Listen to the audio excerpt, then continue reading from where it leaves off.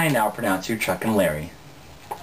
I'll admit, the trailers made me laugh. I'll admit, the idea of the whole thing intrigued me.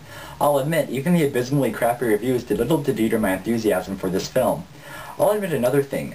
The movie made me laugh. Despite being fairly obtuse in terms of sensitivity to homosexuality, and getting too preachy in the last overextended 40 minutes, Chuck and Larry is a fairly harmless comedic romp with two very experienced comedians who know every beat by heart and every line by name.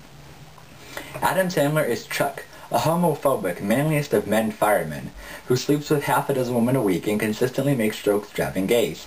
Kevin James is Larry, a widowed husband caring for two kids, who is not a womanizer like Chuck, but still fairly prejudiced against homosexuality. Because of some financial difficulties, though, that come about through a rather far-fetched plot device, the two must go into a domestic partnership together so that Larry's kids can have someone to care for them if he dies in the line of duty. Never mind that Chuck is just as likely to die as Harry, as they are in the same line of work, but minor plot quibbles like this are insignificant compared to how much this movie made me laugh. I have no problem understanding why critics everywhere hated this movie. The homophobic jokes come at a consistent and, if looked at in the right way, annoying pace.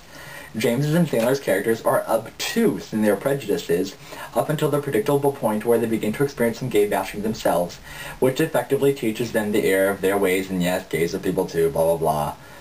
Sound offensive? Probably. Cheap? Surely. Funny? You bet. I'm not gonna lie, I laughed a lot during this movie. Normally I find Sandler kind of annoying, but he kept me reliably entertained. James is just as talented, if not more so, and the chemistry between the two is perfect for their roles. The low quality of the movie is unquestionable, but the enjoyment factor is completely dependent on your attitude. I don't have to agree with the prejudices portrayed in the movie to laugh at them. I can look past the see-through message of be nice to gays. It's a one-joke premise, pure and simple, and the movie never explores it beyond the ha-ha, these guys are uncomfortably acting gay bit. Blades of Glory was a one-joke premise too, though, and it received far better critical ratings. One thing I really didn't like was Jessica Biel's character, Alex, the lawyer, who was hired to protect Chuck and Larry from a snooping claim agent who was making sure they're actually gay. Chuck, of course, develops a massive crush on her, and because she believes he is gay, is privy to her, well, privies. In one absolutely unbelievable scene, Alex undresses completely in front of Chuck, right down to her lingerie, and forces him to feel her breasts, give her a foot rub, and teach her how to please a man, all explained in a girly, "Oh, you're gay, so you can do anything to me" voice. Nobody in their right mind would believe Chuck is gay for a second, but Alex falls for the act completely, and her character is, subsequently, a naive little nymph, simply put on screen for sex appeal. There are two other inspired roles in the film. Dan Aykroyd is the fire chief, and Ving Rhames is a closet homosexual.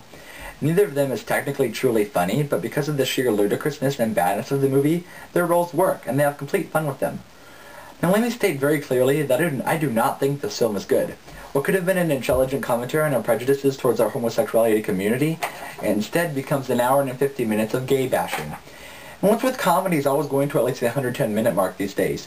What happened to the good old-fashioned hour and a half of simple comedy that didn't overstay its welcome by a good 20 minutes?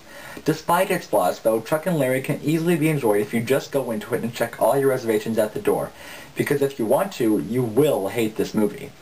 I wasn't sure what to expect or think, but I actually ended up enjoying myself. Don't let the hype, or lack of same, keep you from watching two very talented comedians do what they do best.